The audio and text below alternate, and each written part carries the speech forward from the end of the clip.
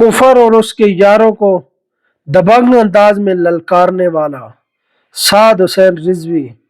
अपने कारकुनान की गिरती हुई लाशों को देखकर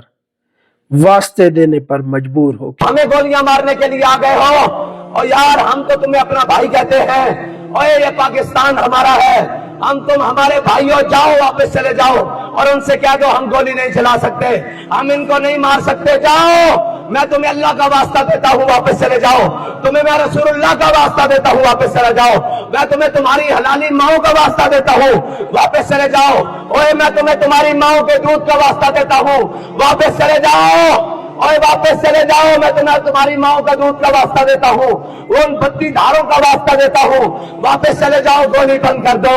वापस चले जाओ, अल्लाह तुम्हें बड़ी इज्जतें देगा,